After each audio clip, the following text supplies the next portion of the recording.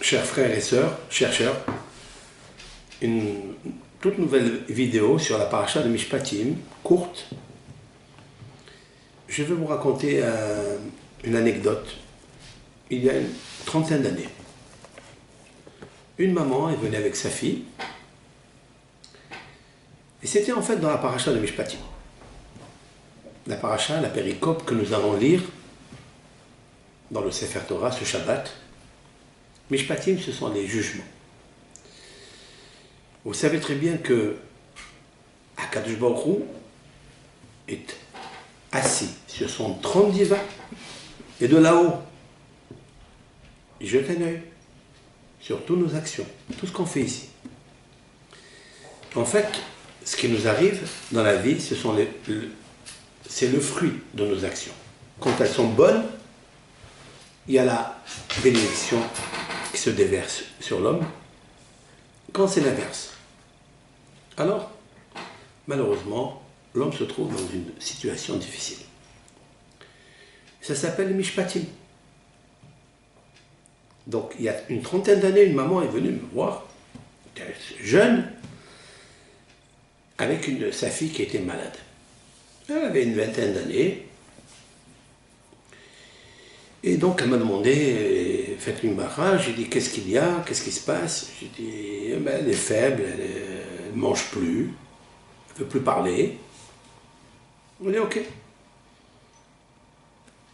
Vous savez qu'il existe ce qu'on appelle le Goral Hagra, c'est-à-dire le tirage au sort qu'a innové le Gaon de Vilna. Le Rav Hida aussi, qui était dans son contemporain, Rabbi Haim Yosef David Azoulay, mon maître. De lui, j'ai appris, j'ai puisé la majorité de ce que je connais, et je connais très très peu. J'ai pris le livre de Shemot, ce livre que nous lisons, l'Exode, et j'ai demandé à cette fille, de prier, de lever ses yeux à Hachem, de prier que Hachem nous guide pour savoir de quoi elle est malade. La fille a prié, elle a ouvert le livre et elle a mis le doigt sur le pasouk, ici dans la paracha de Mishpatim, Ki tikne eved ivri shesh shanim ya'avod ubasheve'i yetze lahofshi hinam. De quoi s'agit-il? La Torah nous dit, lorsque tu achèteras un esclave juif, 6 années il travaillera chez toi, et la 7e année tu le laisseras partir en liberté, gratuitement. J'ai regardé ce verset qui est sorti, qui a été tiré au sort par le ciel. Je dis, qu'est-ce que ça a à voir avec cette maladie? Je ne vois pas la maladie du tout. Je parle il y a une trentaine d'années. Le Rav Nissim Rebibo, qui est mon Rav, le Rav Beddit de France, qui était le grand Rav, le Dayan de France, de mémoire bénie, qui était mon maître, qui m'a enseigné la Torah. On a étudié plus de 14 ans ici, dans notre kollel, au Rodan. Et au Rodan, on redonne, grâce à Dieu. Et le Rav était témoin de ce qui s'est passé avec cette anecdote. J'ai regardé, j'ai commencé à dire, bon, Kitikne Eved et Ivri, lorsque tu achètes un esclave juif, chaque juif c'est un juif, bon. Chez Shanim, ce sont les 6 jours de la semaine. Uba Sheve'it, c'est le Shabbat, il ne faut pas travailler. J'ai commencé à lui dire, est-ce que vous faites Shabbat? Pas du tout. Bon, c'est pas en fait, ça m'a pas satisfait. J'ai dit, peut-être on va refaire. Donc le livre de Shemot, vous savez, il est gros, il y a beaucoup de feuilles, il y a beaucoup de parachiotes. Elle a refait le tirage au sort et s'est retombée dans le même pasouk, ici, dans le même verset. Alors j'ai dit là, c'est sûr et certain qu'il y a un message, je voudrais juste que Hachem m'aide pour me concentrer et sortir. De quoi s'agit-il? J'ai trouvé. Mais il y a 30 ans, ce que je lui ai dit, moi-même, je ne savais pas ce que je disais. Je vais vous le dire. Regardez ici, dans ce texte, j'ai souligné en rouge, dans les initiales, tout le phénomène et le problème de sa maladie. En partant vers le bas, vous trouverez le het. Het, la lettre het en rouge.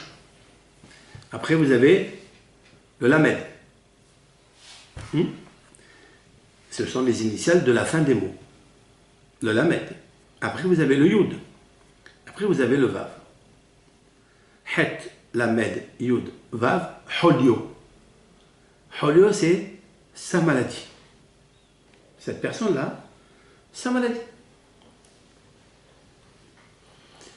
Puis après, vous avez deux lettres qui se suivent. Ici, Ivri, c'est ça? Yaravot, pardon. Vous avez le dalet. Et vous avez le même. Dam. Le sang. Ça veut dire sa maladie, du sang. Mais c'est quoi? Regardez après les initiales qui suivent. Shin, Yud, Dalet et Sida. J'ai sorti ça de ma bouche, alors qu'il y a 30 ans, on n'était même pas au courant de ce que c'est que le sida. Moi, j'ai pensé au Sheda. Sheda, c'est le démon.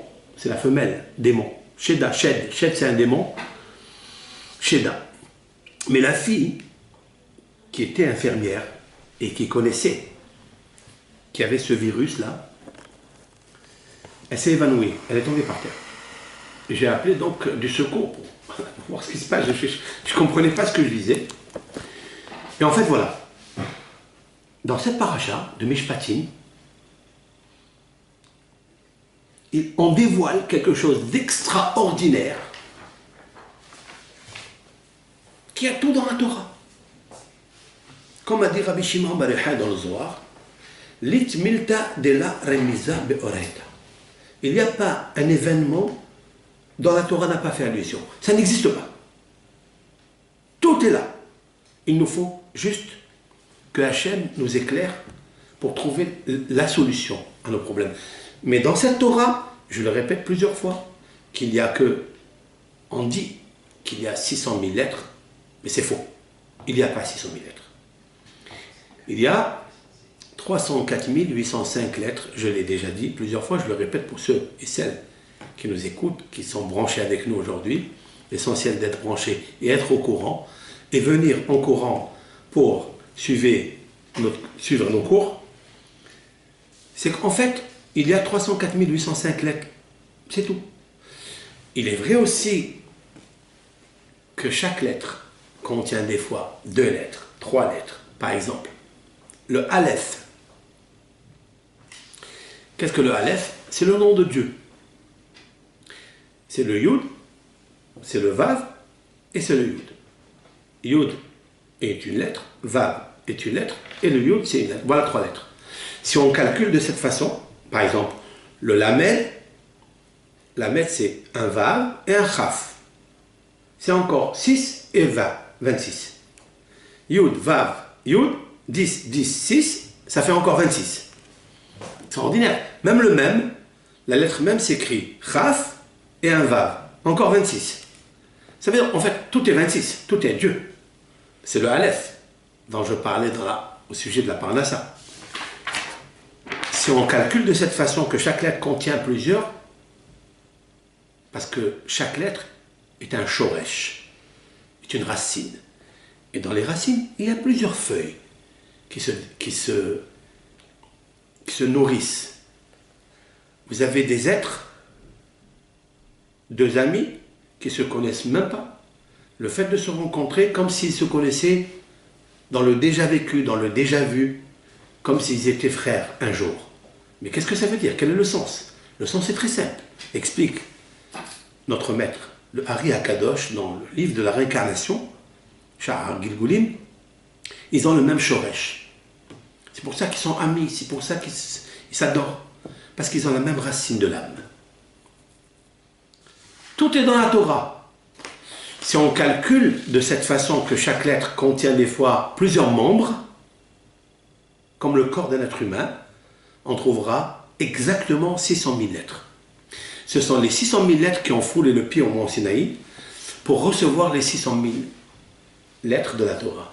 Et chacun, la lettre, fait lettre, et l'apostrophe, et fait apparaître la dimension de son âme. Ça, c'est une preuve que Ve'ele Mishpatim, que Akadosh Baruch Hu, qui siège sur son trône divin, il surveille chaque acte que l'on fait dans le bien ou dans le mal. Lorsqu'il y a une avéra, lorsqu'il y a un virus, à ce moment-là, il transmet une maladie. Et la ségoula de ça, c'est quoi? Comment guérir ça? Prochain cours avec l'aide de Hachem.